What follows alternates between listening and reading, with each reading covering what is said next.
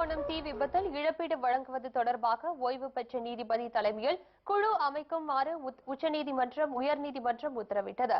உத்தரவை பின்பற்றாத தலைமை செயலாளர் மற்றும் பள்ளி கல்வித்துறை செயலாளர் ஆகியோர் மீது நீதிமன்ற அவமதிப்பு வழக்கு தொடரப்பட்டுள்ளது. இது தொடர்பாக நமது செய்தியாளர் சிறுமலர் தரும் கூடுதல் தகவல்களை தற்பொழுது கேட்கலாம். 2004ஆம் ஆண்டு கும்பகோணத்தில் ஸ்ரீ கிருஷ்ணா தொடக்கப்பள்ளியில் பயங்கர தீ விபத்து நடைபெற்றது. இந்த தீ விபத்தில் 96 குழந்தைகள் உட்பட 16 பேருக்கு படுகாயம் நடைபெற்றது. இந்த 2004ஆம் ஆண்டு இது தொடர்பாக தமிழக அரசு ஒரு அரசாணை இயற்றி அதில் பாதிக்கப்பட்ட குழந்தைகளின் பெற்றோருக்கு இழப்பீடு வழங்குவது தொடர்பாக ஒரு குழு அமைத்தது. அந்த குழு ஆய்வு செய்து அறிக்கை அளித்தது. அதன் அடிப்படையில் தமிழக அரசு வழங்கிய இழப்பீடு போதிய அளவில் இல்லை, பற்றாக்குறையாகவே இருக்கிறது. எனவே தங்களுக்கு அதிக இழப்பீடு வழங்க வேண்டும் என்று அந்த பாதிக்கப்பட்ட பெற்றோர்களின் சார்பில் சென்னை உயர்நீதிமன்றத்தில் வழக்கு தொடரப்பட்டிருந்தது. இந்த வழக்கை விசாரித்த உயர்நீதிமன்றம் கடந்த 2013ஆம் ஆண்டு இது தொடர்பாக ஆய்வு செய்வதற்கு ஓய்வு பெற்ற நீதிபதி சண்முகம் தலைமையில் குழு அமைக்க வேண்டும். அந்த குழு இது தொடர்பாக ஆய்வு செய்து எவ்வளவு இழப்பீடு வழங்க வேண்டும் என்பது தொடர்பாக அறிக்கையை தாக்கல் செய்ய வேண்டும் என்று உத்தரவிட்டிருந்தது. அந்த உயர்நீதிமன்ற உத்தரவை எதிர்த்து தமிழக அரசு சார்பில் மேல்முறையீடு செய்யப்பட்டிருந்தது. அதை நாங்கள் போதிய அளவில் இழப்பீடு வழங்கியுள்ளோம். எனவே அந்த பாதிக்கப்பட்ட 14 குழந்தைகளுக்கு நாங்கள் உரிய முறையில் சிகிச்சை அளித்துள்ளோம். எனவே அதிக அளவு இழப்பீடு வழங்க முடியாது என்று தமிழக அரசு சார்பில் ஒரு மேல்முறையீட்டு மனு தாக்கல் செய்யப்பட்டிருந்தது. அந்த வழக்கை விசாரித்த உயர்நீதிமன்றம் கடந்த ஏப்ரல் மாதம் மனுவை தள்ளுபடி செய்து 2 வாரத்திற்குள் ஓய்வு பெற்ற நீதிபதி சண்முகம் தலைமையில் குழு அமைப்பது தொடர்பாக அரசாணை இயற்ற வேண்டும். அந்த அரசாணை அடிப்படையில் அந்த குழு ஆய்வு செய்து அறிக்கை தாக்கல் செய்ய வேண்டும் என்று நீதிபதிகள் பால் வசந்தகுமார் மற்றும் சத்யநாராயணன் அடங்கிய அமர்வு உத்தரவிட்டிருந்தது. அதன் மேலும் உயர்நீதிமன்றம் உத்தரவிட்டும் அந்த உயர்நீதிமன்ற உத்தரவை பின்பற்றாத தலைமை செயலாளர் மற்றும் பள்ளி கல்வித்துறை செயலாளர் மீது நீதிமன்ற அவமதிப்பு தொடரப்பட்டுள்ளது. 2 வாரத்துக்குள் அந்த குழுவை நியமனம் செய்ய வேண்டும் என்று உயர்நீதிமன்றம் உத்தரவிட்டிருந்தும் பிறப்பிக்கப்படவில்லை. எனவே அவர்கள் மீது நீதிமன்ற அவமதிப்பு வழக்கு பதிவு செய்யப்பட்டுள்ளது. இன்பராஜ் என்பவர் சார்பில் வழக்கு பதிவு செய்யப்பட்டுள்ளது. இந்த வழக்கு நீதிபதி பால் வசந்தகுமார் மற்றும் சத்யநாராயணன் அடங்கிய அமர்வு முறையில் விசாரணைக்கு வந்தது. அந்த வழக்கை அப்போது தமிழக அரசு சார்பில் உயர்நீதிமன்ற உத்தரவை எதிர்த்து உச்சநீதிமன்றத்தில் மேல்முறையீடு செய்துள்ளீர்களா என்று நீதிபதிகள் கேள்வி 2 நாட்களுக்குள் தாங்கள் தெரிவிப்பதாக தெரிவித்தனர். 2 நாட்களுக்குள் தெரிவிக்க வேண்டும் என்று இந்த வழக்கு விசாரணையை வியாழக்கிழமை ஒத்திவைத்து உத்தரவிட்டுள்ளனர்.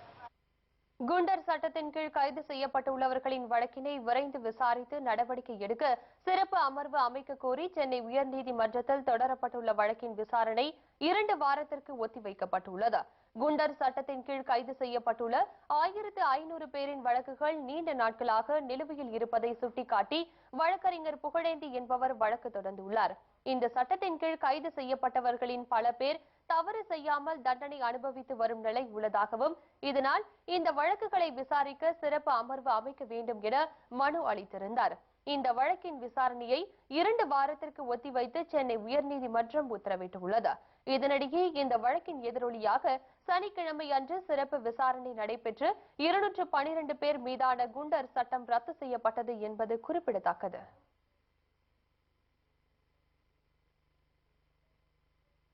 குண்டர் சட்டத்தின் தவறான பயன்பாட்டிற்கு காரணமானவர்கள் தண்டிக்கப்பட வேண்டும் என்று பாமக நிறுவனர் ராமதாஸ் வலியுறுத்தியுள்ளார்.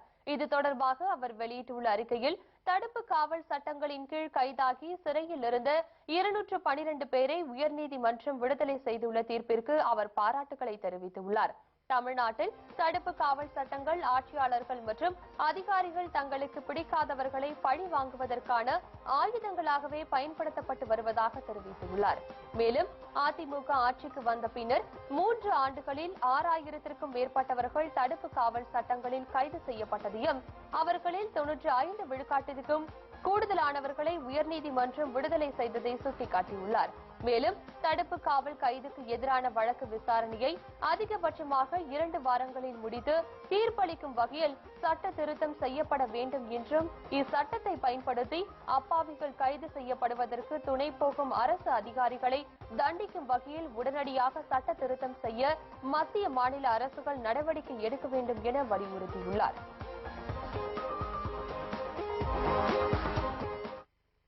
பொறியியல் படிப்பிற்கு விண்ணப்பித்த சுமார் 1,73,000 மாணவர்களுக்கு ரேண்டம் எண் வழங்கப்பட்டுள்ள நிலையில் அவர்களுக்கான தரவரிசை பட்டியலை அண்ணா பல்கலைக்கழகம் தற்பொழுது வெளியிட்டுள்ளது. மேலும் கல்லூரி மற்றும் பாடப்பிரிவுகளை தேர்ந்தெடுப்பதற்கான கலந்தாய்வு வரும் 23ஆம் தேதி நடைபெற உள்ளதாக கூறுகிறார் நமது செய்தியாளர் தீபன் சக்கரவர்த்தி. இது தொடர்பாக அவர் தரும் கூடுதல் தகவல்களை தற்பொழுது கேட்கலாம். 2014 2015 கல்வியாண்டில் பிஇ, பிடெக், பிஆர்க் போன்ற பொறியியல் படிப்புகளில் விண்ணப்பித்தவர்களுக்கு ரேங்க் லிஸ்ட் எனப்படும் தரவரிசை பட்டியலை சென்னை அண்ணா பல்கலைக்கழகம் இன்று வெளியிட்டது. அதாவது தமிழகத்தில் மொத்தம் உள்ள 570 பொறியியல் கல்லூரிகளில் காலியாக உள்ள 2,05,463 இடங்களுக்கான இந்த விண்ணப்பங்கள் வரவேற்கப்பட்டன. இதில் சுமார் 1,73,000 பேர் விண்ணப்பித்திருந்தனர். இந்த 1,73,000 பேருக்கும் தற்பொழுது சென்னை அண்ணா பல்கலைக்கழகத்தில் தரவரிசை பட்டியல் வெளியிடப்பட்டது. இதில் 200க்கு 200 கட் ஆஃப் பெற்று 124 பேர் உள்ளனர். அதில் குறிப்பிடும்படியாக இந்த முதலிடத்தை 200க்கு 200 கட் ஆஃப் பிடித்தவர்களில் சென்னையை சேர்ந்த மாணவர் சுந்தர் நடேஷ் அவர் 200க்கு 200 பெற்றுள்ளார். அதே போன்று இரண்டாவது இடத்தில் சென்னையை சேர்ந்த மாணவர் அபிஷேக் இவரும் 200க்கு 200 பெற்றுள்ளார். மூன்றாவது இடத்தை ஈரோட்டை சேர்ந்த மாணவர் விஜயாராம் இவரும் 200க்கு 200 பெற்றுள்ளார். இதே போன்று நான்காவது இடம் நாமக்கல் மாவட்டத்தைச் சேர்ந்த மிதுன் என்பவர் இவரும் 200க்கு 200 பெற்றுள்ளார். இது போன்று 1,73,000 பேருக்கும் இந்த தரவரிசையில் வெளியிடப்பட்டுள்ளது.